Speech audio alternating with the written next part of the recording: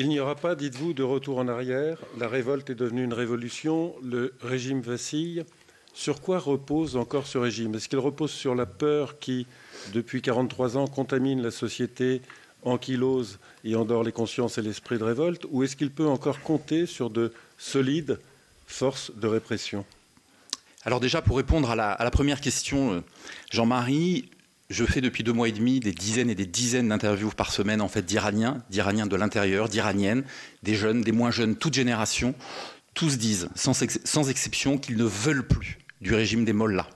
Donc ce que je dis là ce soir repose non pas sur ce que je pense, mais repose sur ce que les Iraniens de la rue me racontent à moi, journaliste. Ce régime, pour répondre à la deuxième question, c'est un régime qui aujourd'hui est dans le déni. C'est un régime qui n'a jamais su répondre aux attentes de la population iranienne depuis qu'il est arrivé. Je l'ai rappelé dans l'intervention que je viens de faire. À plusieurs reprises, les Iraniens sont descendus dans la rue pacifiquement pour faire entendre leur voix. À plusieurs reprises, les Iraniens ont demandé très pacifiquement qu'on les écoute. Ils se sont fait tirer dessus, ils ont été arrêtés. Je l'ai dit dans mon intervention, torturés.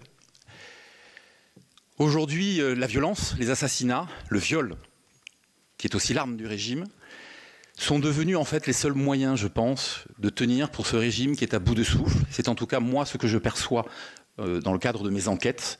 Et oui, je pense que ce régime aujourd'hui ne pourra pas tenir très longtemps, car on ne tient pas un pays aussi éduqué que l'Iran, à coups de matraque, de kalachnikov et de violence, quelle qu'elle soit. Est-ce qu'on peut parler d'un printemps iranien, comme on a parlé d'un printemps arabe? Alors, c'est une question qu'on entend beaucoup actuellement. Je vais vous donner ma perception. Moi, je ne crois pas qu'il s'agisse en fait qu'on puisse le comparer à un printemps arabe. J'ai plutôt l'impression d'ailleurs que ce sont les Iraniens en 2009 qui ont un peu inspiré quand même ce qui s'est passé dans le monde arabe. Et je pense aussi qu'il y a une chose qui est importante. L'Iran, tout le monde ne le sait pas, mais n'est pas un pays arabe. Et donc, la façon de penser des Iraniens, de ces jeunes Iraniens, de ces jeunes Iraniennes, leur sociologie, leur culture est très différente de celle que l'on peut connaître dans le monde arabe, que j'aime beaucoup, comme vous le savez, Jean-Marie. Donc c'est très différent. Donc je suis toujours gêné par cette appellation en fait, de printemps arabe qui voudrait nous rappeler ce qui s'est passé il y a une dizaine d'années. Il y a un autre point qui est très important. Ces jeunes Iraniens combattent l'islam politique en Iran. Il faut se rappeler que pendant les printemps arabes, les frères musulmans, j'ai couvert les printemps arabes, donc je peux en parler, les frères musulmans, les islamistes, se sont engouffrés immédiatement dans la brèche des manifestations pour faire tomber les dictateurs. Aujourd'hui, ces jeunes Iraniennes, ces jeunes Iraniens combattent l'islam politique. Et je crois que ce combat doit nous inspirer très sincèrement en Occident, je l'ai dit tout à l'heure, parce qu'au moment où l'islam politique s'implante de plus en plus en France, mais pas que en France, voilà, les Iraniennes, les Iraniens sont en train de faire tomber, je crois, l'un de ces fers de lance. Merci. Merci à vous. La parole peut évidemment circuler si quelqu'un veut poser une question à Emmanuel Razavi. Pas encore. Alors nous allons accueillir maintenant, si vous voulez bien, Madame Azadekian. Ah, pardon, excusez-moi. Pardon. Oui. Il y a un bouton rouge. Oui, je suis d'origine égyptienne, franco-égyptienne pour les droits de l'homme. Et vous avez fait la comparaison avec ce qui s'est passé au printemps arabe. Je me souviens, 2011, en Égypte, donc le printemps arabe, c'est quel pays? La Tunisie, et puis la Libye, l'Égypte. Donc les frères musulmans, comme vous l'avez dit, se sont engouffrés dans les jeunes, ces images que vous avez passées tout à l'heure nous rappellent la place Tahrir en 2011. Et la prise de pouvoir a été faite par les frères musulmans. Et heureusement qu'il y a eu un réveil 2 ans plus tard. Mais le réveil 2 ans plus tard, c'est parce qu'il y avait une armée. Et finalement, l'armée a intervenu. Maintenant, ce qu'on voit en Iran, quel est l'autre pouvoir face à ces jeunes qui peuvent les défendre et puis dire, bon, les mollahs doivent tomber, mais qui prend la place? Merci.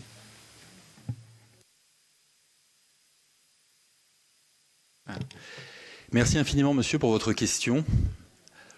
Alors j'étais place Tahrir, donc je vois tout à fait de quoi vous parlez, j'ai beaucoup couvert l'Égypte. Aujourd'hui en Iran, c'est une question qui se pose, le rôle de l'armée. On a pu voir en fait certaines vidéos dans certaines villes en fait, de l'Iran, dans certaines villes iraniennes, où des militaires sont venus défendre de jeunes manifestants. C'était assez ponctuel, on a vu quelques scènes. Aujourd'hui, parmi l'armée iranienne, de ce que j'entends, il y a aujourd'hui, oui, des officiers qui se posent la question du moment où ils basculeront. En revanche, ils ne sont pas encore dans ce basculement. Je pense qu'ils sont dans l'attente. Alors non pas dans l'attente de ce que va faire le peuple iranien, parce qu'ils le voient, mais dans l'attente de ce que va faire la communauté internationale. Il y a deux éléments qui sont importants, de mon point de vue, mais à travers ce que j'entends, des témoignages que j'ai chaque jour, c'est que va faire la France, que vont faire les États-Unis. Deux pays qui sont extrêmement importants en fait pour l'Iran, deux pays aujourd'hui qui, je crois, qui résonnent quand même aussi dans le cœur en fait de ces Iraniens qui manifestent. Et donc, évidemment, dans la pensée en fait des militaires. C'est-à-dire, est-ce qu'on s'en mêle au risque que finalement le régime ne tombe pas, et donc au risque d'être fusillé, que nos familles soient arrêtées, c'est ce que j'ai entendu. Voilà, ou il y a une accélération de la communauté internationale, et là, à ce moment précis, donc, nous allons pouvoir montrer que nous changeons de camp et que nous soutenons en fait les jeunes, même s'il y a déjà eu quelques épisodes de la sorte. Voilà, je ne sais pas si j'ai répondu à votre question. Merci. Madame Azadekian, si vous voulez bien. Ah, je crois qu'il y a une dame qui veut poser une question, Jean-Marie. Bonsoir. Donc, je vais saluer d'abord l'Assemblée, remercier M. Retailleau d'avoir organisé cette colloque. Ma question pour compléter l'interrogation par rapport à la similitude qu'on peut avoir avec le printemps arabe. Il faut quand même rappeler à l'Assemblée que l'armée iranienne n'est pas l'armée laïque fondée par Nasser. Depuis 43 ans, il y a eu un effort continu pour couper la tête de l'armée, entre guillemets, comme nous on peut l'imaginer ici, et les remplacer par les forces qui viennent des pastarans. Donc ce qu'on appelle chez nous le CEPA. Donc il est aujourd'hui très difficile de pouvoir connaître ce qui se passe au sein de l'armée parce que les forces ont été fusionnées avec les milices de la Révolution, dont les têtes sont nommées directement par le guide suprême. Donc ça, c'est une information importante et je préfère rappeler l'existence de monsieur Hossein Bagheri, qui est le chef de l'état-major iranien et qui est directement nommé par Khamenei. Donc c'est très difficile aujourd'hui de penser que l'armée, comme à la turque ou à la égyptienne, pourrait reprendre le dessus. Donc ça, c'est assez difficile à envisager, mais pour le moment, il y a quelques signaux faibles, comme vous l'avez dit, en attendant de voir s'ils peuvent basculer, parce que la communauté internationale suit au moins, on va dire, les officiers de rang inférieur. Je partage tout à fait ce que vous venez de dire, madame. Totalement. Voilà, moi je rapporte aujourd'hui ce que j'entends lorsque je discute évidemment avec des Iraniens, quelle que soit, je dirais, leur appartenance, y compris d'ailleurs au sein des milices des gardiens. Merci. Madame Azadekian, vous êtes sociologue, professeure de sociologie, vous êtes directrice du Centre de documentation et de recherche pour les études féministes. On vous écoute.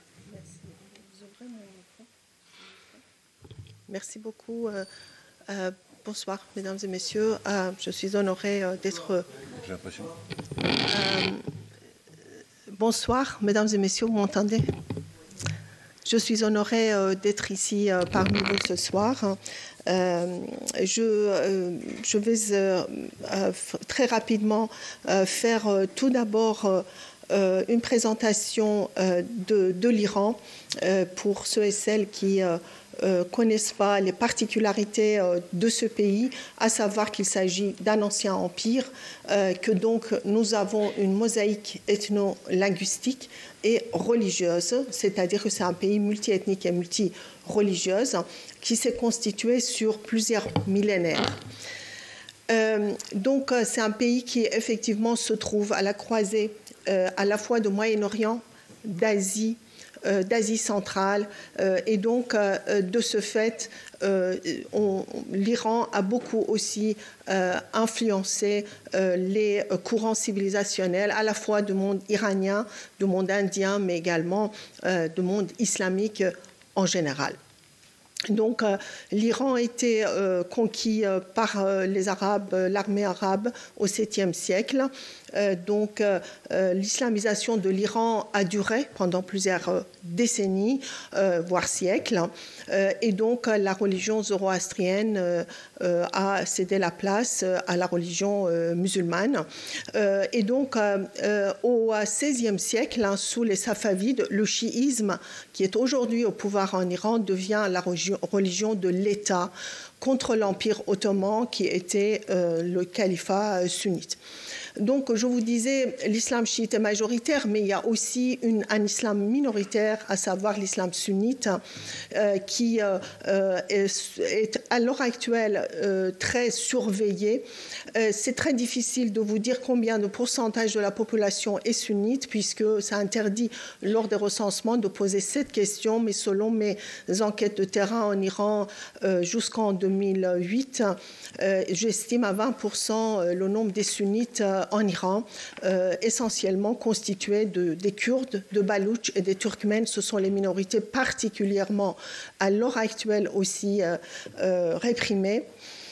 Puis il y a en Iran d'autres minorités religieuses, à savoir justement les chrétiens, les juifs, les zoroastriens, dont le nombre a beaucoup diminué, puisque la population iranienne a pratiquement triplé depuis la Révolution, alors que le nombre des minorités religieuses officiellement reconnues par l'islam n'a pas augmenté, même a beaucoup diminué. Et puis il y a une minorité, les Bahaïs, qui n'ont absolument pas le droit de citer, qui sont particulièrement persécutés, puisque c'est une religion interdite en Iran. Alors, c'est un pays qui s'est modernisé, Emmanuel Razavi le disait, 83 millions d'habitants, 75% de la population iranienne est urbaine. Et le taux d'alphabétisation de l'ensemble de la population avoisine les 90%. C'est une population relativement jeune, disons par rapport à la France, hein, pas par rapport aux autres pays de la région. Les Iraniennes donnent naissance à l'heure actuelle à seulement 1,6 enfants. C'est très important de le constater, ce qui montre aussi la modernisation de leur comportement démographique. Et en même temps, la majorité des étudiants dans les universités iraniennes sont des étudiantes, alors même qu'il y a un concours d'entrée à l'université. La révolution actuelle doit beaucoup aussi aux réseaux sociaux. On le sait, à Internet, c'est pour ça qu'ils coupent Internet. Et donc, pratiquement 70% de la population iranienne, selon les statistiques que j'ai pu trouver, ont accès à Internet, disons, avaient accès. Maintenant, permettez-moi de passer effectivement aux femmes iraniennes. Ce n'est pas la première fois que les femmes participent à un mouvement social. Les femmes iraniennes, dès 1906, dès la révolution constitutionnelle, ont participé à la révolution sous une apparence voilée à gauche. Une quarantaine d'entre elles a été d'ailleurs tuée. Et puis aussi, lors du mouvement pour la nationalisation du pétrole, elles ont aussi soutenu ce mouvement. Puis, très rapidement, je passe à la révolution de 1979, à laquelle beaucoup de femmes iraniennes ont participé sans nécessairement avoir des revendications pour leurs propres droits. Alors, ironie du sort, un mois à peine après la victoire de la révolution, et contrairement aux promesses de Khomeini, qui était leader de la révolution, le port du voile devient obligatoire et une série de régressions sont imposées aux droits des femmes et aux droits familiales, ce qui fait que de façon automatique, des milliers de femmes descendent dans la rue, c'est l'image à droite, contre le port du voile obligatoire et ces régressions. Bien sûr, j'y étais et on a été tabassés. Donc, je pense que là, il s'agit d'une société moderne, d'un côté, avec un régime en face qui est un régime moyenâgeux, répressif, corrompu. Emmanuel Razavi l'a dit, et il faut vraiment insister là-dessus aussi. Et en même temps, des lois et des institutions archaïques qui, effectivement, placent les femmes sous la tutelle des hommes à vie, qui considèrent réellement les femmes comme des citoyennes de seconde zone. Je n'ai pas le temps d'entrer dans les détails. Puis en 2009, lors du mouvement vert, les femmes, surtout les jeunes femmes, participent à ce mouvement. D'ailleurs, n'oublions pas Nedar Soltan qui a été tuée lors de ce mouvement. Et donc là, femme égale homme était l'un des slogans de ce mouvement. Enfin, les femmes iraniennes, on le sait, sont devenues les enjeux politiques majeurs.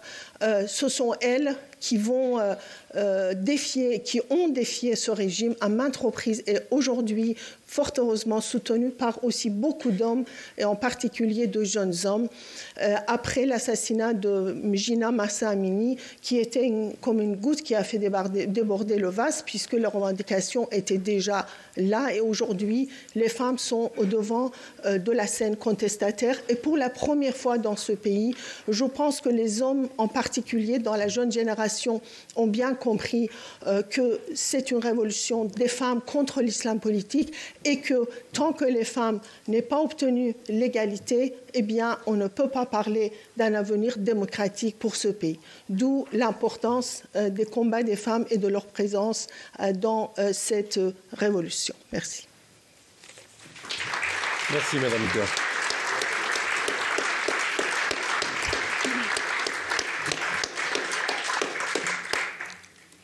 Madame Kian, Emmanuel Razavi, vous nous avez beaucoup parlé de répression.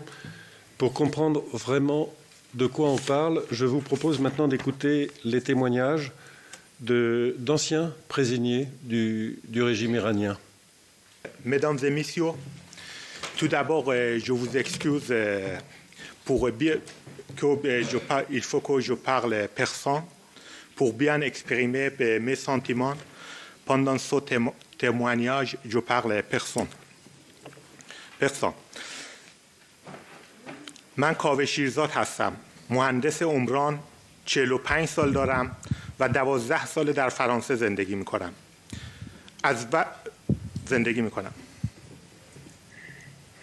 Je m'appelle Kaveh Shirzad. Je suis ingénieur. به فرانسه مؤسسه شهروندیار رو که به مردم آموزش‌های مدنی میدهند رو تأسیس کردم. Je suis ingénieur en aménagement du territoire.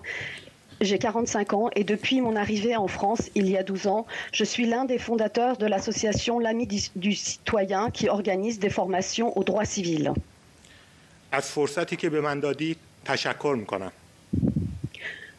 Je vous remercie de l'espace de parole que vous me donnez aujourd'hui. من در یک خانواده بزرگ 11 نفره و سنتی بزرگ شدم.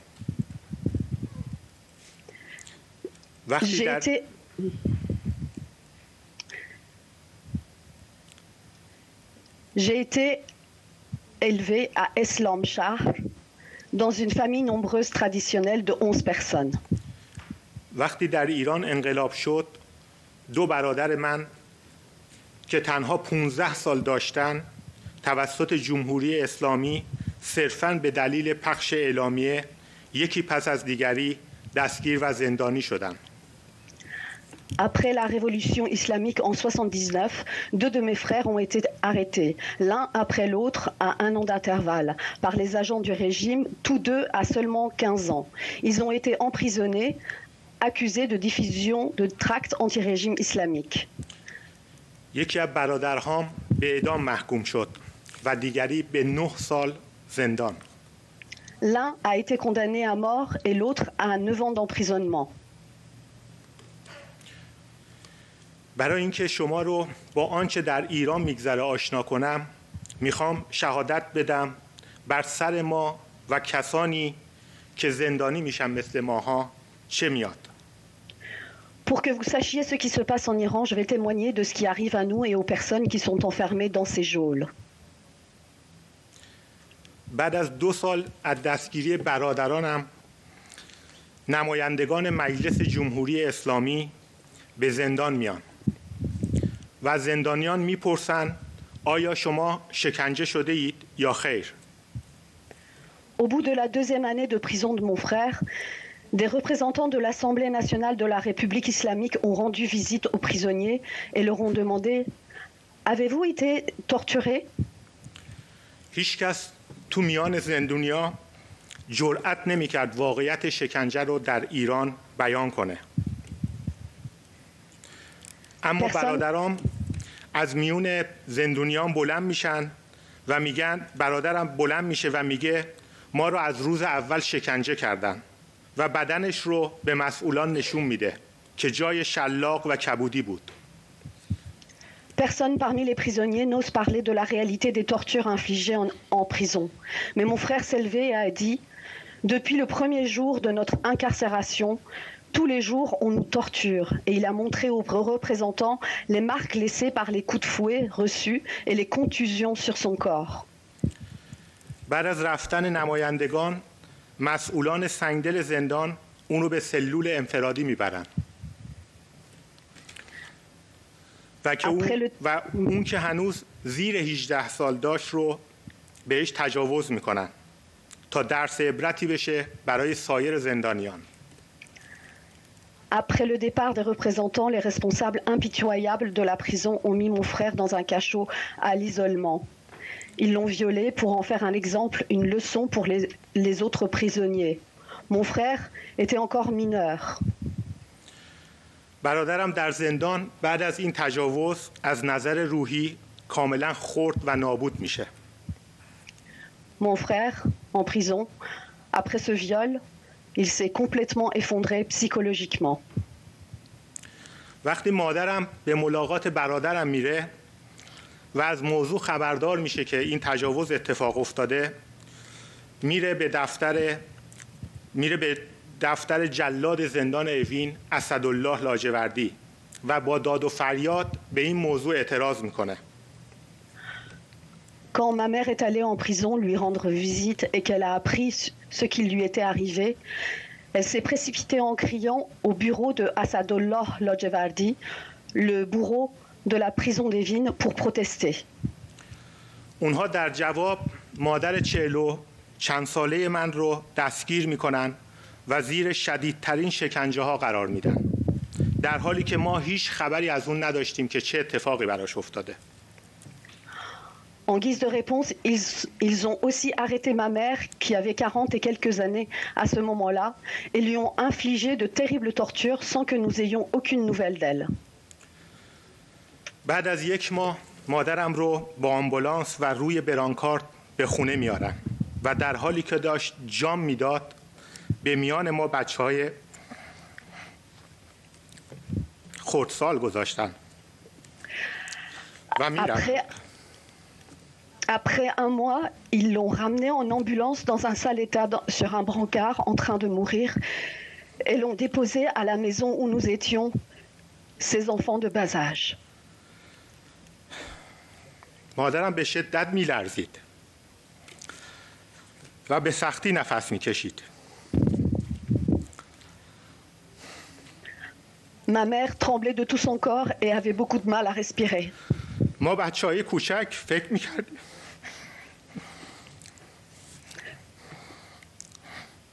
Nous, les petits-enfants, on a pensé فکر میکردیم دارد جان میدهد. On a pensé qu'elle allait mourir.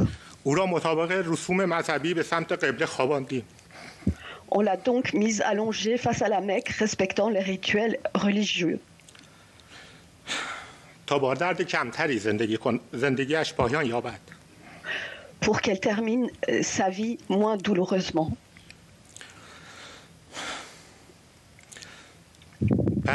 بعد از چند ماه مادرم کم کم بهتر شد، اما از نظر روحی و روانی آسیب شدیدی دید. Après quelques mois, ma mère, peu à peu, allait mieux physiquement, mais terriblement fragilisée mentalement et psychologiquement. او برای انتقام هر بار به مساجد و نمازجمعه‌ها میرفت و عکس‌های خامنه‌ای و خمینی رهبران انقلاب را پاره می‌کرد و تنهایی علیه آنها شعار می‌داد. Pour se venger, à chaque fois qu'elle allait aux mosquées ou à la prière du vendredi, elle arrachait les photos de Khomeini et Khomeini, les guides de la révolution, et toute seule scandait des slogans contre eux. بارها او را دستگیر و زندانی کردند. Elle a été arrêtée et enfermée à plusieurs reprises. برادرم را در زندان در سال 69 می‌کشند. ما هنوز از نحوه کشته شدن یا اتفاقی که On a tué mon frère en prison en 1990.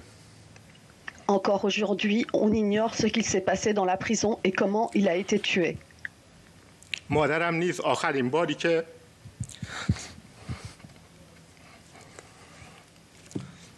در قم دستگیر شد به خاطر نبود بهداشت مناسب در زندان به بیماری سل مبتلا شد. او را از درمان محروم کردند. او در سن 54 سالگی با عفونت شدید ریه‌ها La dernière fois que ma mère a été arrêtée et en prison à Rome, elle a attrapé la tuberculose à cause de l'hygiène défaillante de la prison. Elle a été privée de soins et elle est décédée à 54 ans d'une infection pulmonaire. دو برادر دیگر من بدون اینکه هیچ فعالیت سیاسی داشته باشند Deux autres de mes frères qui n'avaient aucune activité politique. صرفاً جهت ترساندن ماورد برای مدتی زندانی و مورد شدیدترین شکنجه ها قرار گرفتند. Deux autres de mes frères qui n'avaient aucune activité politique ont été également emprisonnés et subi d'atroces tortures pour nous faire peur.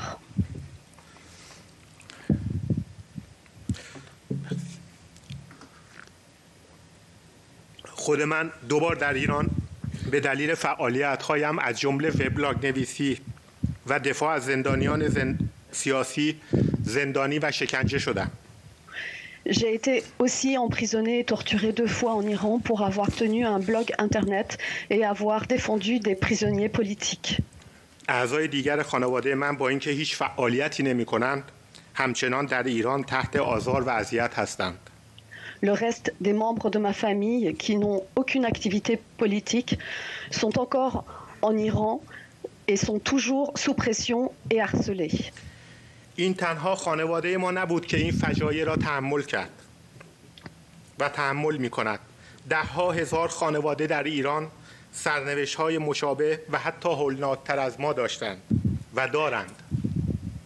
Ce n'est pas seulement notre famille qui a subi ce genre d'horrible harcèlement et de torture. Des milliers de familles iraniennes ont subi et subissent toujours cela, et de manière même encore pire et plus terrifiante. امروز که من اینجا هستم، همین اتفاقات برای خانواده‌های بسیاری از بازداشت شدگان انقلاب روی می‌دهد. Aujourd'hui que je me trouve ici avec vous, ces mêmes choses terrifiantes arrivent aux familles de ceux qui sont arrêtés lors des protestations de la Révolution. جان‌های زیادی از دست می‌رود و بسیاری از خانواده‌ها قربانی بی‌عدالتی می‌شوند. Beaucoup de vies sont prises et beaucoup de familles sacrifiées par injustice. همکنون جمهوری اسلامی بیش از 15,000 نفر رو در اعتراضات بازداشت کرده و صدها نفر رو کشته. Actuellement, la République islamique a arrêté plus de 15 000 manifestants et tué des centaines de personnes. هر کدام از این بازداشت شدگان و خانواده‌های کشته شدگان داستان‌های مشابهی دارند. Chaque individu arrêté, chacune des familles des tués ont une histoire semblable. شما احتمالاً دیدید و شنیدید که اکثریت نماینده‌های مجلس خواهان اعدام معترضین مسالمت‌جو شدند و فرد خامنه‌ای مانند قاتل بیرحمی برای سرنوشت بسیاری از انسان‌های بیگناه تصمیم می‌گیرد. Vous avez probablement vu et entendu que la majorité des députés iraniens a demandé l'exécution des manifestants et Khamenei lui-même, tel un assassin cruel, décide du devenir des êtres humains innocents. نمایندگان عزیز، سوالم اینه چقدر از مردم ایران باید کشته، شکنجه و ناپدید شوند تا شما و جامعه جهانی واکنش قاطعی در برابر چنین رژیم جهنمی نشون بدید؟ Chers députés, ma question est combien d'individus en Iran doivent être tués, torturés et disparaître pour que vous et la société mondiale preniez une décision ferme face à ce régime terrifiant. ما نیاز به کمک شما داریم تا از شر جمهوری اسلامی با هزینه جانی کمتری خلاص بشیم. Nous avons besoin de votre aide pour être libérés de cette république islamique sanguinaire avec moins de vies sacrifiées, moins de sang versé. ما خواهان مداخله بشردوستانه فعال برای برکناری جمهوری اسلامی هستیم. Nous demandons une aide humaniste active pour les congédiés. ما می‌خواهیم پرونده جمهوری اسلامی به شورای امنیت برده بشه و کشورهای غربی تصمیمی قاطع برای زیر کشیدن جمهوری اسلامی بگیرند. Nous souhaitons que le lourd dossier de la République islamique soit saisi par le Conseil de la sécurité et que les pays occidentaux prennent la décision ferme de ne plus reconnaître le régime de la République islamique comme légitime. ممنون که به حرفای من گوش دادید. سپاس. Merci pour votre écoute.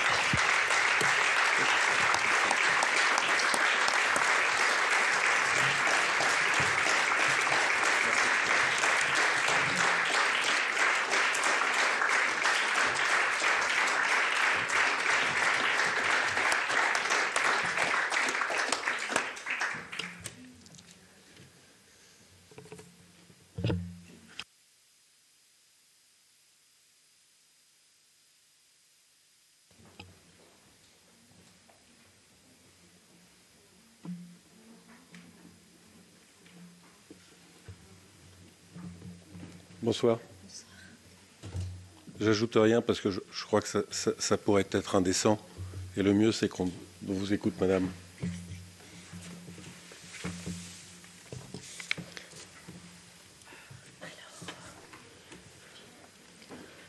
Bonsoir, mesdames et messieurs.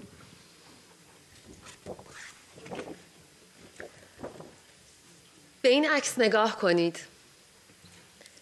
این زن من هستم. زنی که حجاب اجباری را قبول نمی کرد و مأموران حکومت اسلامی سرش را شکستند. Mesdames, Messieurs, regardez cette photo. C'est moi, une femme qui n'a jamais accepté le port du voile obligatoire et c'est pour ça que les agents de la République islamique m'ont frappée et blessée à la tête. من باید می‌مردم. مثل مهسا امینی، دختر 22 ساله‌ای که به خاطر بد پوشیدن حجاب دستگیر شد، کتک خورد و مرد. J'aurais pu mourir comme la jeune femme de 22 ans, Mahsa Amini, qui a été arrêtée, battue et tuée parce qu'à leurs yeux, elle ne portait pas correctement son voile. من هم باید می‌مردم. اما زنده ماندم. دست دخترم را گرفتم و تنها با دخترم فرار کردم. من از کشورم فرار کردم تا زنده بمانم. Oui, j'aurais pu aussi mourir, mais j'ai survécu. J'ai pris ma fille par la main et j'ai fui avec elle seule. J'ai fui mon pays pour rester vivante. من به کشور شما، به فرانسه، کشور آزادی بیان و حقوق بشر پناهنده شدم تا زنده بمانم و صدای یارانم باشم، صدای دوستانم که کشته شدند.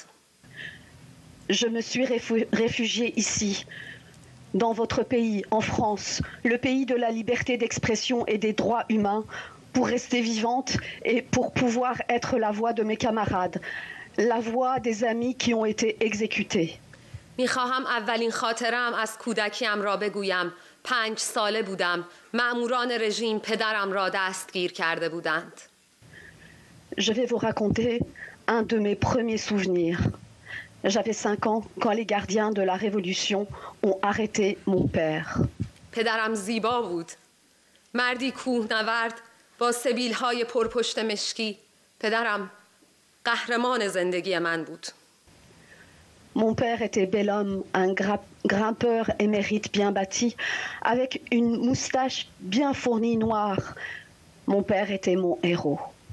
در آن شب 5 سالگی آنها پدرم را به خانه کوچکمان آوردند تا خانه را بگردند و مدارکی علیه رژیم پیدا کنند. Ce soir-là, ils ont ramené mon père à notre petit chez nous pour fouiller et saisir des documents contre le régime. دستهای پدرم را از پشت دستبند زده بودند. لباس سفید پدرم خونی بود و پاهای قهرمان زندگی من می‌لرزید. Mon père avait les mains menottées par derrière. Sa chemise blanche était tachée de sang. Je voyais les pieds de mon héros trembler. پدرم میخواست موهایم را نوازش کند، اما دستهایش بسته بود. پدرم را با خود بردند. قهرمان من را با خود بردند. Mon père a voulu me caresser les cheveux, mais ses mains étaient menottées. Ils ont ramené mon père avec eux. Ils ont ramené mon héros avec eux. 17 ساله بودم که به جرم نوشتن شعر علیه رژیم در تهران دستگیر شدم. 22 ساله بودم که به خاطر مصاحبه با تلویزیون صدای آمریکا دستگیر شدم. À 17 ans, j'ai été arrêtée à Téhéran, accusée d'avoir écrit un poème contre le régime. J'avais 22 ans quand on m'a arrêtée pour mon interview télé à Voice of America. نویسنده‌ای هستم که تمام آثارم در ایران ممنوع است. نویسنده‌ای هستم که همکارهایم در ایران به قتل می‌رسند. Je suis une autrice, mais avec toutes mes œuvres interdites de parution en Iran. Une autrice avec des collègues auteurs qui se font exécuter en Iran. من اینجا نیستم که سرنوشت خودم را بگویم. اینجا هستم تا شهادت بدهم به کشتن زندگی. Je ne suis pas venue ici seulement pour parler de ma vie. Je suis ici pour témoigner du meurtre de la vie en Iran. از بعد از انقلاب اسلامی در کشور من زندگی، عشق، آواز و شادی را می‌کشند. در کشور من حتی بوسیدن ممنوع است. Depuis la révolution islamique, dans mon pays, ils tuent la vie, l'amour, le chant et la joie. Dans mon pays, même s'embrasser est interdit. همین حالا که با شما حرف میزنم سرم پر از صداست. صدای نیکا که در 16 سالگی کشته شد. نیکا آرزو داشت خواننده بشود. Tout en vous parlant, j'ai plein de voix qui résonnent dans ma tête. La voix de Nika, tuée à 16 ans, elle voulait devenir chanteuse. صدای سارینا که در 17 سالگی کشته شد. سارینا ریاضی را دوست داشت. La voix de Sarina, tuée à 17 ans, elle aimait les mathématiques. صدای نوید که 27 سال داشت و اعدام شد. نوید تا آخرین لحظه برای آزادیش تلاش کرد. La voix de Navid, 27 ans, exécuté. Navid s'est battu jusqu'à la dernière minute pour retrouver sa liberté. صدای بکتاش. صدای بکتاش که شاعر بود و دوست نزدیکم. بکتاش مثل من ترسو نبود و فرار نکرد. بکتاش ماند و در زندان کشته شد. La voix de Baktosh, poète, est l'un de mes proches amis. Baktosh n'était pas peureux comme moi. Baktosh ne s'est pas enfui. Il est resté et il est mort en prison. صدای زنانی را میشنوم که در زندانها شکنجه میشدند و از شدت درد جیغ میکشیدند. J'entends la voix des femmes emprisonnées qui se font torturer et qui hurlent de douleur. صدای دختران زیبای زندانی که به آنها تجاوز میشد. La voix des jolies filles qui se font violer en prison. راستش جرأت و توانش را ندارم که بگویم در زندانهای جمهوری اسلامی با زنان چه می کنند. بگویم چطور به آنها تجاوز می کنند. شما بدترینش را تصور کنید. En réalité, je n'ai pas le courage ni la force de vous dire ce qu'ils font aux femmes dans les prisons de la République islamique, ni comment ils les violent. Imaginez la pire version. چشمهایتان را ببندید و قلبتان را با من همراه کنید. Fermez les yeux et écoutez-moi avec votre cœur. تصور کنید که فرانسه اشغال شده است و شما مجبور شده اید از کشورتان فرار کنید. Imaginez la France occupée par l'ennemi et que vous êtes obligé de vous enfuir, de quitter votre pays. تصور کنید که شما را به سنای آن کشور دعوت کرده اند و شما باید در 5 دقیقه صدای هموطنانتان باشید. Imaginez qu'on vous a invité au Sénat de ce pays et on vous demande d'être la voix de vos compatriotes durant 5 minutes. در این 5 دقیقه صدای کدامشان باشم؟ صدای کدام رنجشان باشم؟ صدای کدام دردشان باشم؟ Durant ces 5 minutes, je pourrais être la voix de qui? De quelle peine, quelle douleur. خانوم ها آقایان، مردم کشور من 43 سال است دارند مبارزه می کنند و برای ارزش‌هایی می جنگند که فرانسه برای آنها جنگیده است. Mesdames, messieurs, dans mon pays, ça fait 43 ans que le peuple se bat. Il se bat pour des valeurs pour lesquelles la France s'est battue. می خواهم بدانید که رأی شما برای نجات جان آنها بسیار مهم است. J'aimerais que vous sachiez que votre vote sera très important pour sauver des vies. لطفاً در زمان رأی دادن به زنان و کودکان و جوانان ایرانی فکر کنید. به جانهای جوانی که کشته و اعدام می شوند. Au moment de voter, je vous prie de penser aux femmes, aux enfants, aux jeunes Iraniens, aux jeunes qui sont tués et exécutés chaque jour en Iran. آنچه امروز در ایران اتفاق می افتد حتی در کشورهایی که درگیر جنگ هستند اتفاق نمی افتد. Ce qui se passe aujourd'hui en Iran n'arrive même pas en temps de guerre dans les autres pays.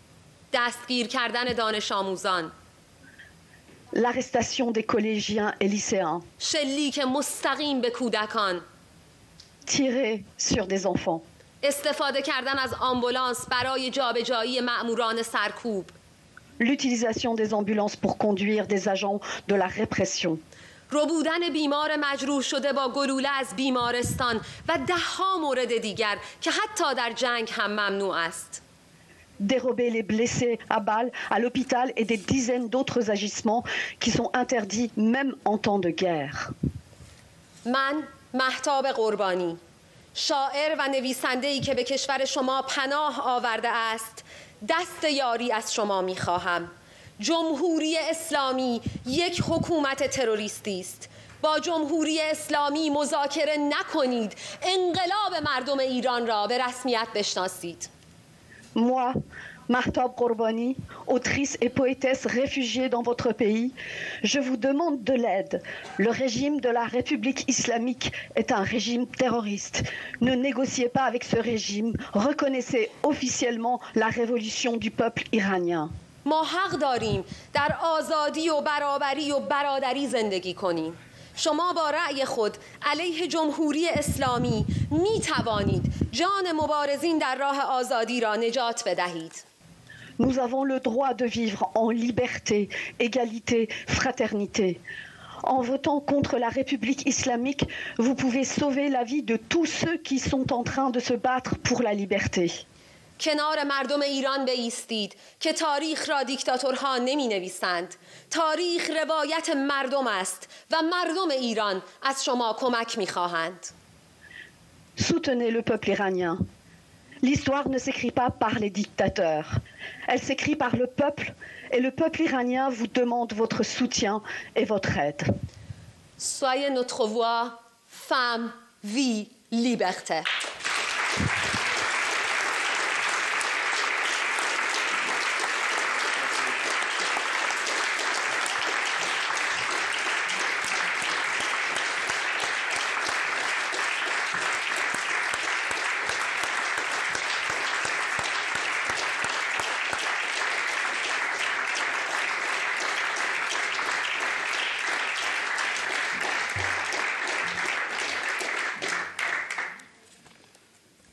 Nous accueillons M. Irbod Degani Hazar, qui est avocat en droit international. C'est lui qui, entre autres, a coordonné le soutien à Nasrin Sotoudeh, sa consoeur iranienne, défenseur des droits de l'homme, qui a toujours été persécutée par le régime. Et puis nous accueillons aussi son confrère, en même temps, M. Richard Sedillo, qui lui aussi est avocat en droit international et spécialisé sur la question des droits de l'homme. Merci.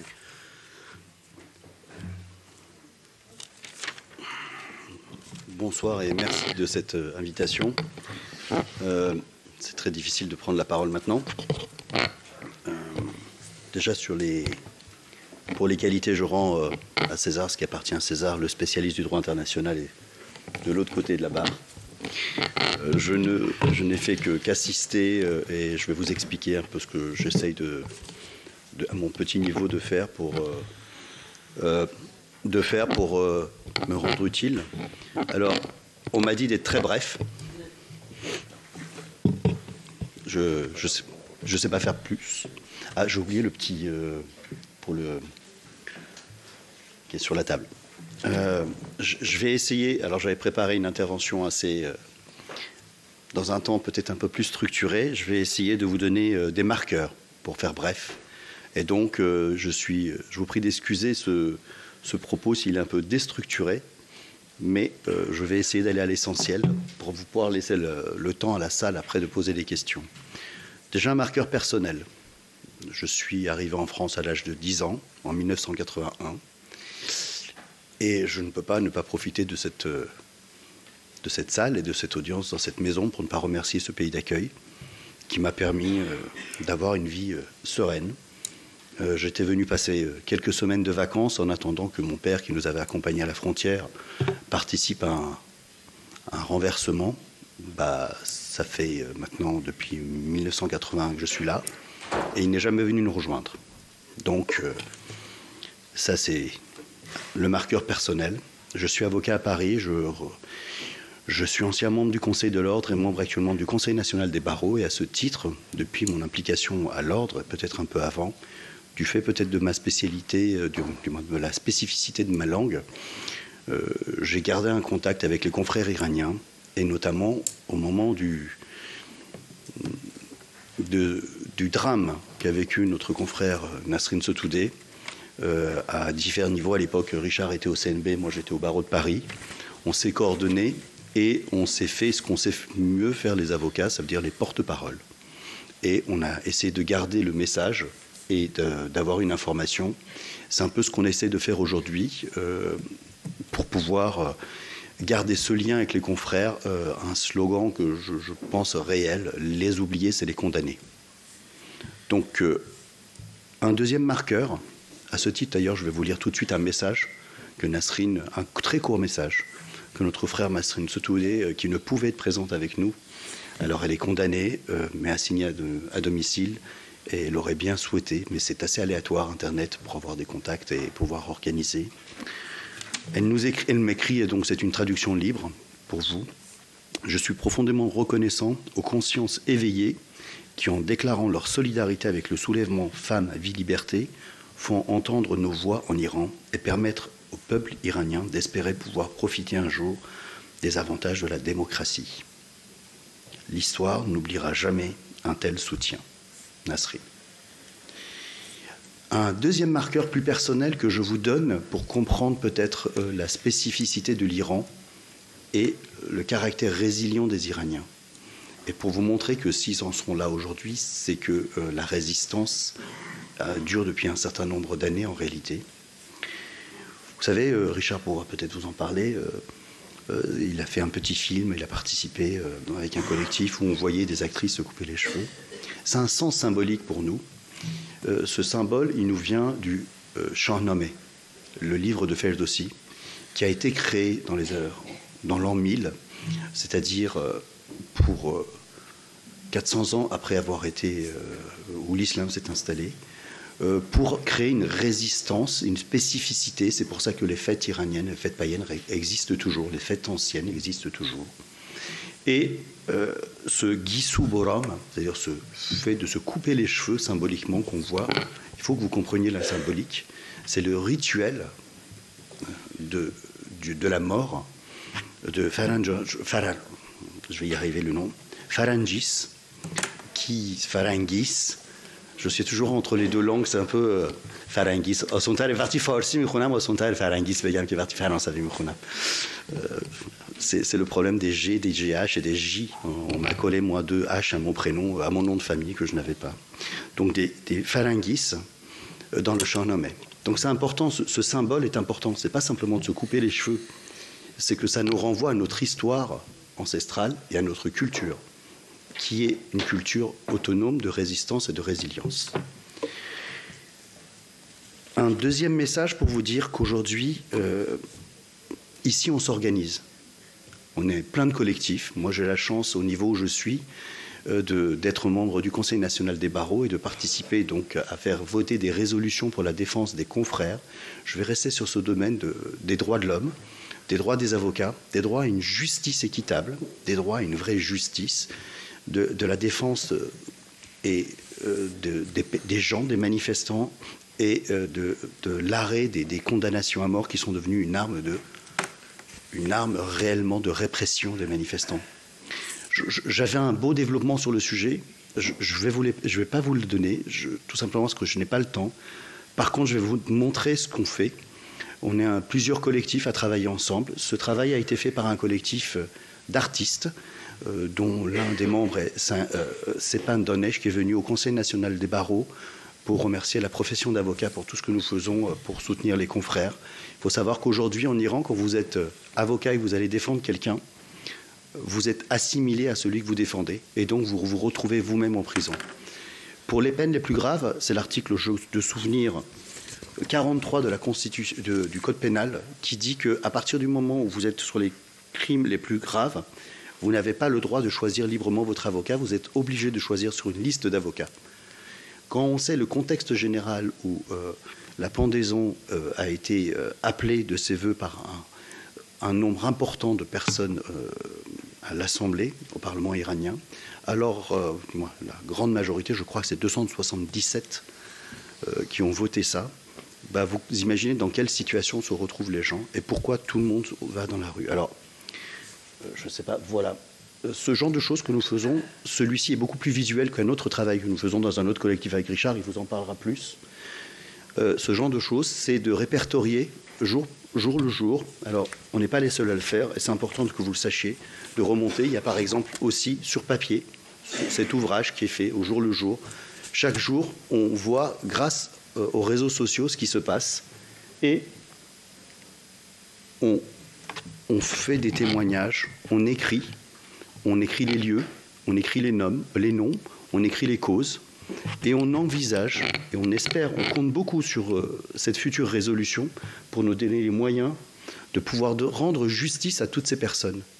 Là, vous avez 60 enfants d'âges différents qui ont tous soit été abattus par balle, soit sont décédés suite aux coups qu'ils ont reçus, et qui n'avaient rien demandé d'autre que pouvoir vivre librement, et peut-être pour certains, même traverser la rue.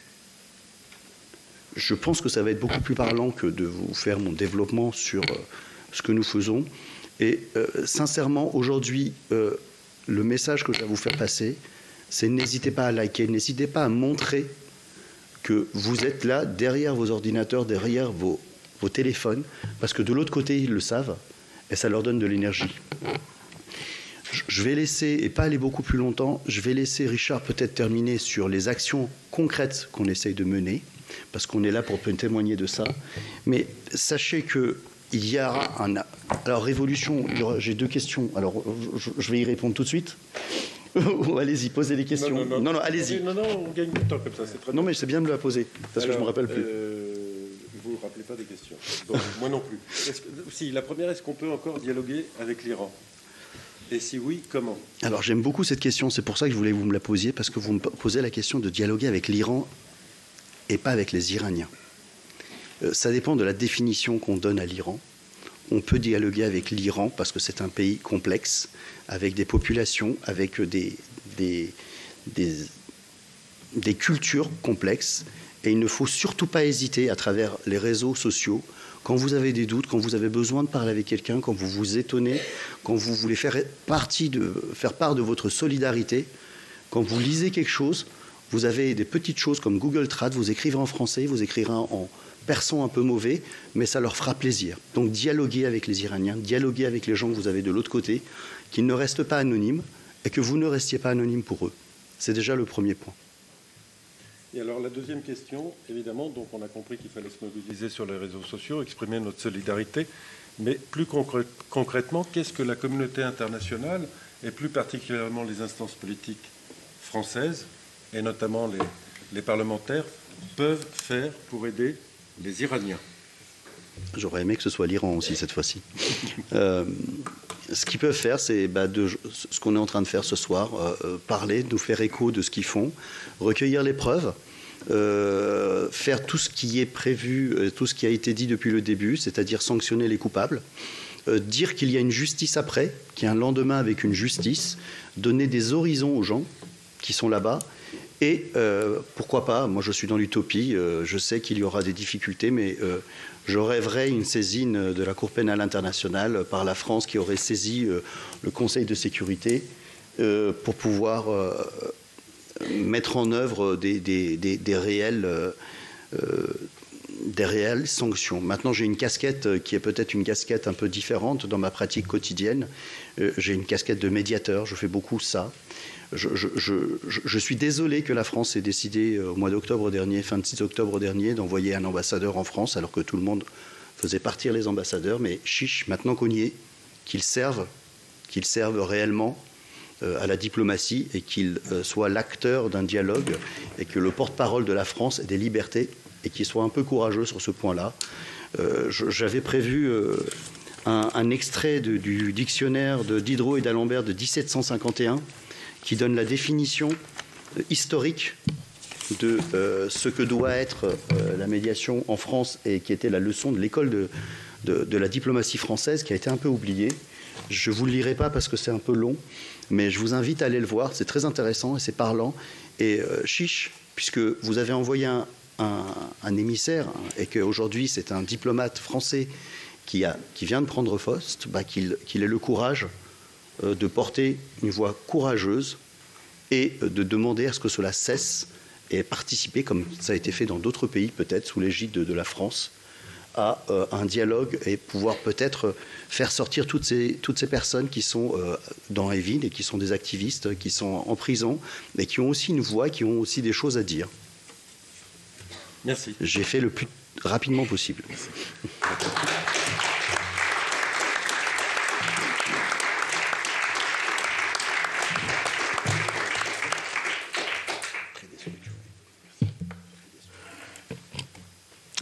Eh bien, je vais également essayer d'être rapide et de structurer ma pensée, même si, devant la raccourcir, je vais probablement échapper à ce que j'avais imaginé vous dire complètement.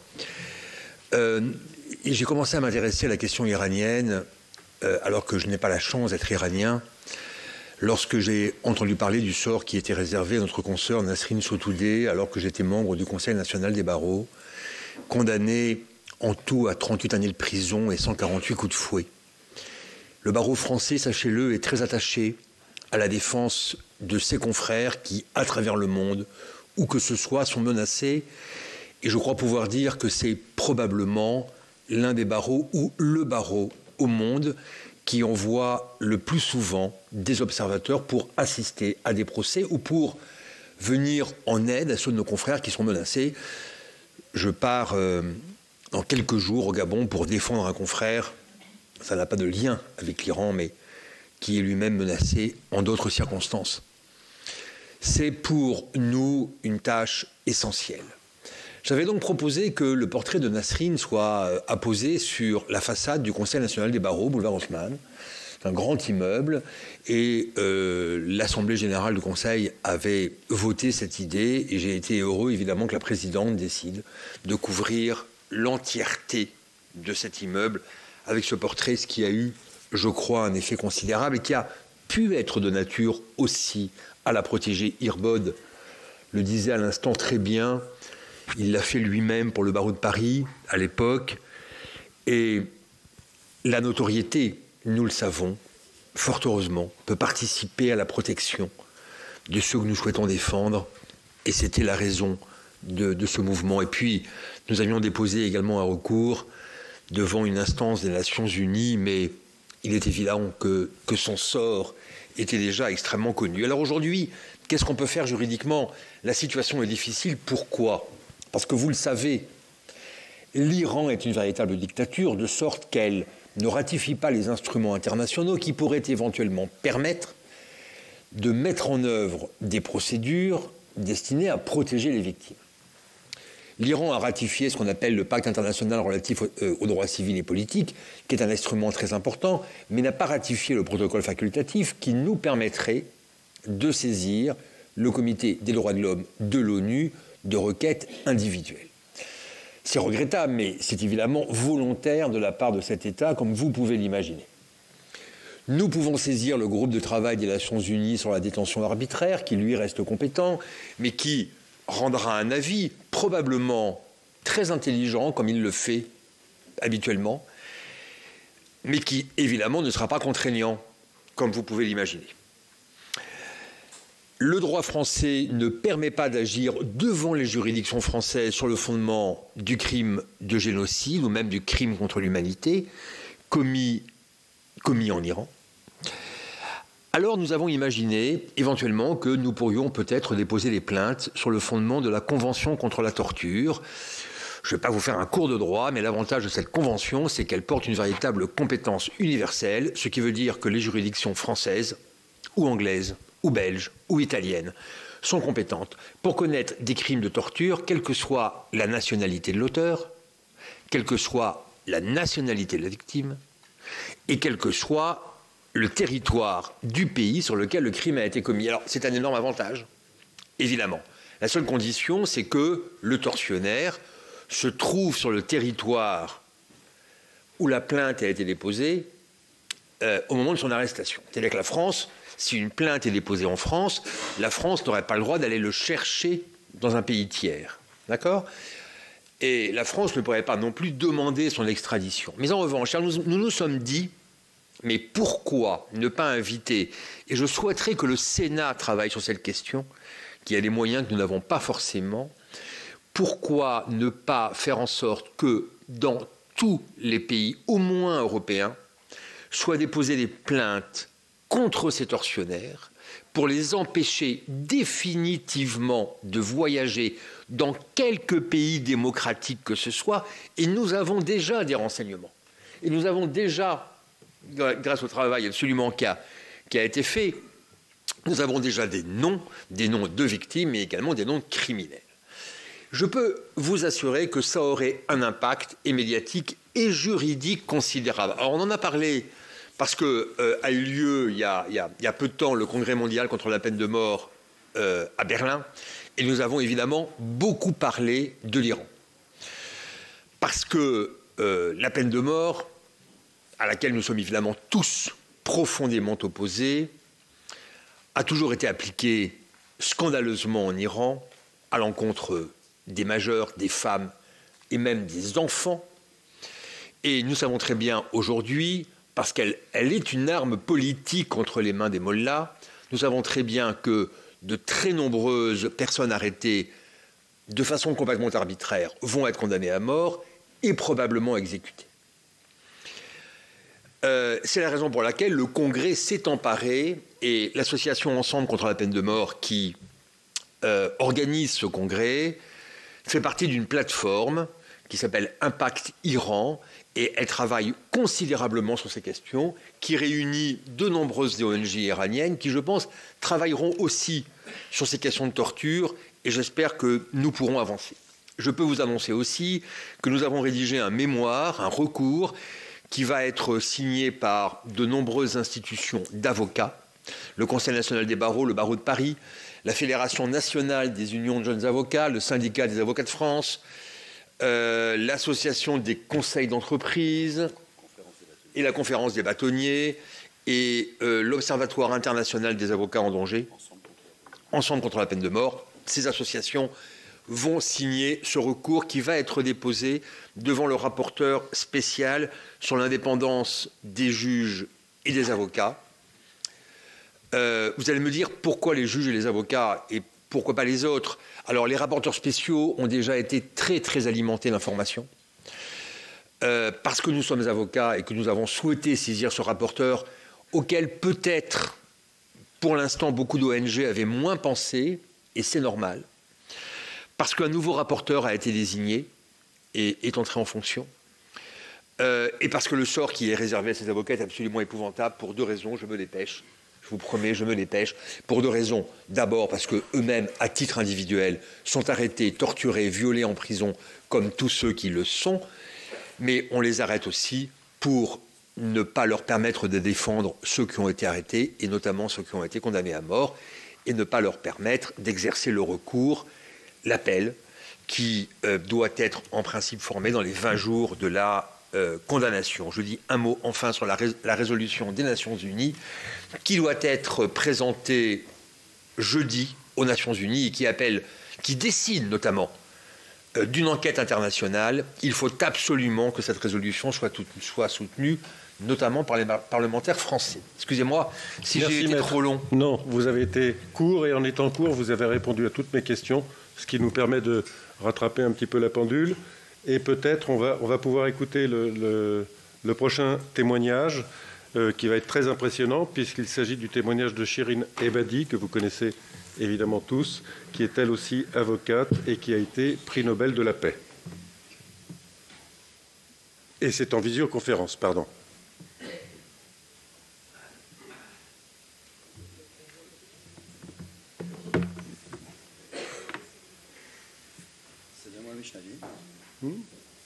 Est-ce que vous nous entendez? Ah, oui, est-ce que vous nous entendez? Madame Ebadi? Non.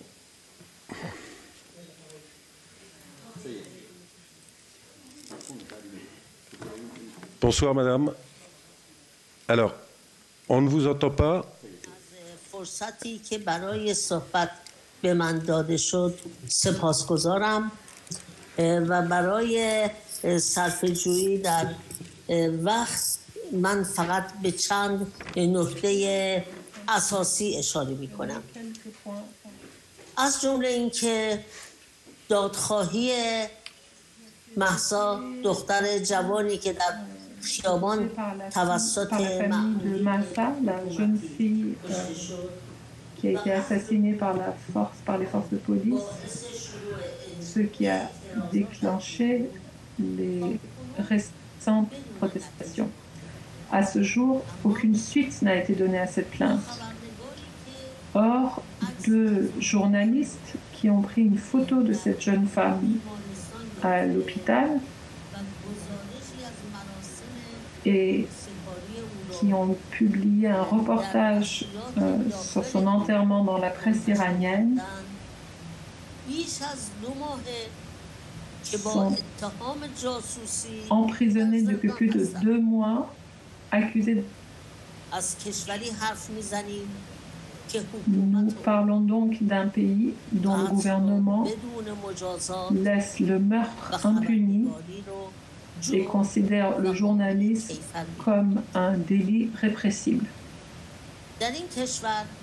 Dans ce pays, lors des 43 dernières années, un grand nombre de citoyens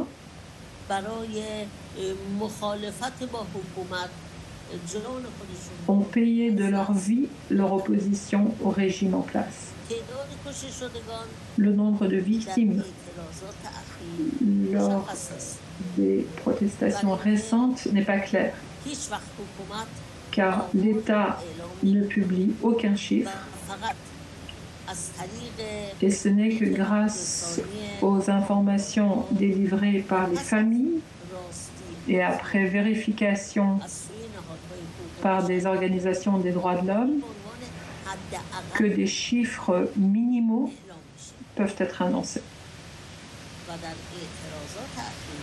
Lors des récents affrontements, au moins 460 personnes ont été tuées par le régime à ce jour, parmi lesquels il y a au moins 50 enfants mineurs. C'est ce qui a incité l'UNICEF à faire part de son indignation face à cette violence. Le nombre précis des arrestations n'est pas plus certain, mais je peux affirmer de façon certaine que plus de 17 000 personnes ont été arrêtées lors de ces protestations.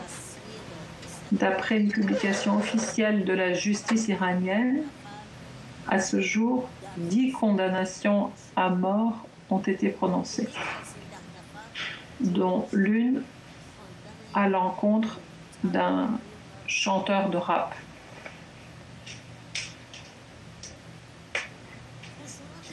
La violence de l'État s'est étendue même aux hôpitaux. Des patients blessés lors des manifestations sont identifiés et arrêtés par la police. En cas de résistance de la part des membres du personnel hospitalier, eux aussi font l'objet d'arrestations. Il y a même eu un cas où des gaz lacrymogènes ont été diffusés au sein de l'hôpital. La liberté d'expression est bafouée à tel point en Iran que lors des dernières protestations, 17 avocats se sont vus arrêtés simplement pour avoir défendu leurs clients. Certains d'entre eux ont pu être libérés contre des cautions importantes et attendent d'être jugés. Et d'autres sont encore en prison.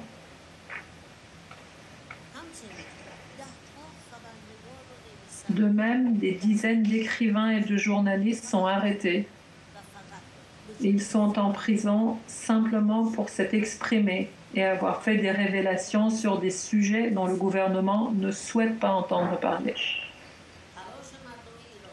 Les efforts entrepris par le peuple iranien lors des dernières années pour des réformes et pour une amélioration de la situation ont été vains. Aujourd'hui, le peuple se soulève depuis le mois de septembre pour changer ce régime. La devise de ce soulèvement est « Femme, vie, liberté ». Ce slogan a deux versants. D'une part, il rejette la théocratie, mais d'autre part, c'est qu'il exprime clairement, de façon positive, une aspiration à un régime démocratique et laïque, condition sine qua non de son accomplissement. Les pays européens, notamment le gouvernement français, peuvent être assurés que l'avènement d'un tel régime en Iran engendrerait une baisse considérable des tensions dans la région.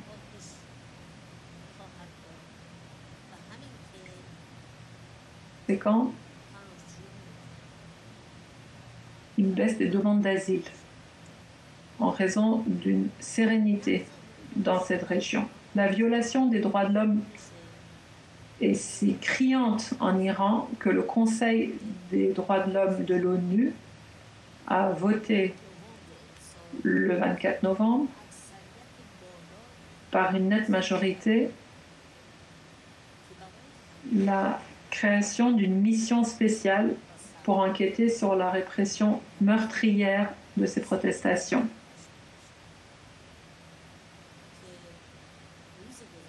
Hier, le porte-parole du gouvernement a déclaré qu'il ne collaborerait pas avec la dite commission. Ce qui n'est nullement une surprise, dans la mesure où cela fait 11 ans que l'Iran n'accorde pas de visa au rapporteur spécial de l'ONU sur les droits de l'homme.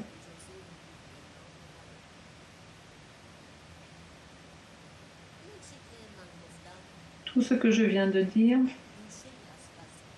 ne donne qu'un aperçu de la situation actuelle en République islamique. Dans ce contexte, le peuple iranien demande à l'État français de ne pas soutenir le régime de la République islamique et qu'en réaction à la répression sanglante, qu'il renvoie l'ambassadeur d'Iran et que les relations politiques entre les deux pays se limitent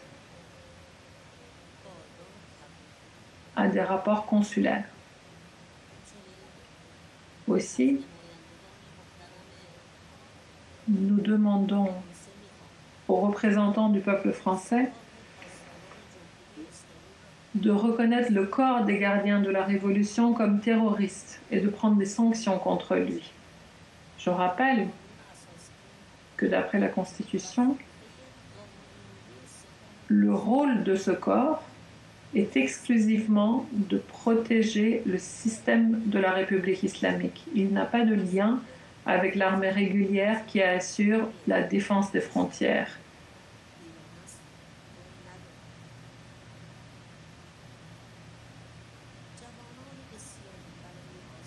De nombreux jeunes ont perdu la vie pour la liberté et la démocratie en Iran. Ne permettez pas que le peuple iranien soit encore plus endeuillé. Nous vous serons reconnaissants de vous placer du bon côté de l'histoire. Je mets fin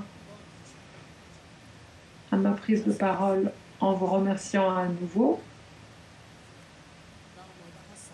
et je suis disposée à répondre à toutes questions. Merci. Merci, madame.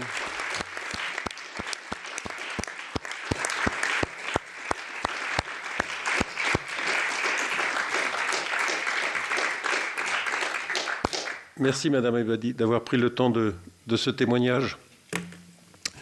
Je crois qu'on court toujours un petit peu après le temps. Donc, pour conclure, en tout cas, les questions, je crois qu'il y en a une, moi, qui me taraude depuis le début. On parle beaucoup de répression, on parle beaucoup de morts, on parle beaucoup de torture. De quoi parle-t-on exactement? De crimes contre l'humanité? Oui, alors je ne vais pas vous faire un cours, je vous rassure, sur le crime contre l'humanité et sa définition. Ce sera un petit peu long.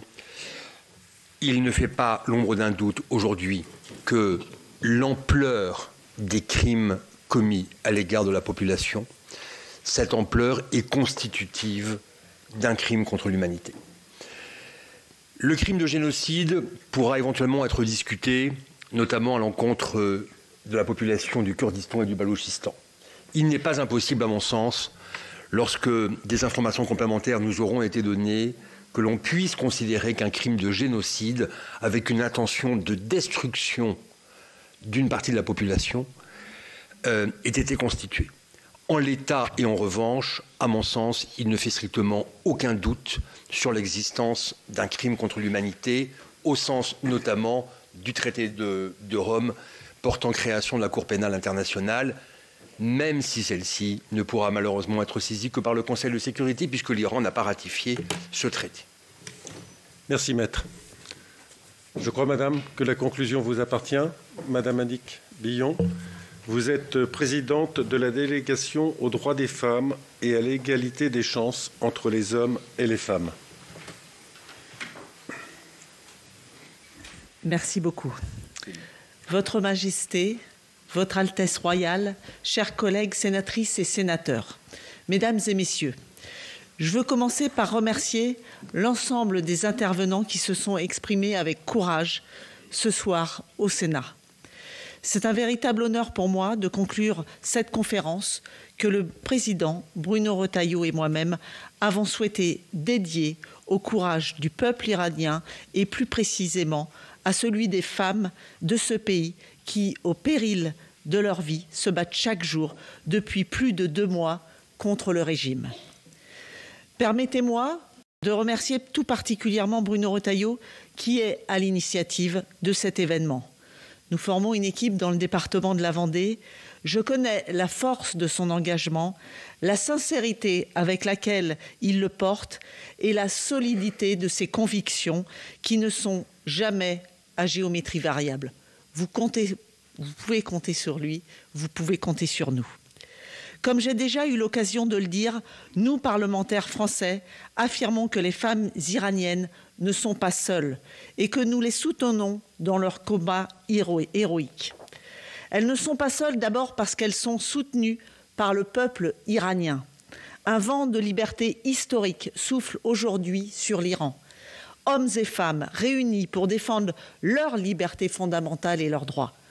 Depuis la mort à Téhéran de Mahsa Amini le 16 septembre 2022, 3 jours après son arrestation par la police des mœurs iranienne pour une simple mèche de cheveux qui dépassait de son voile, des milliers de manifestantes et manifestants iraniens risquent chaque jour leur vie pour défier le pouvoir en place et défendre leur liberté, en premier lieu celle des femmes.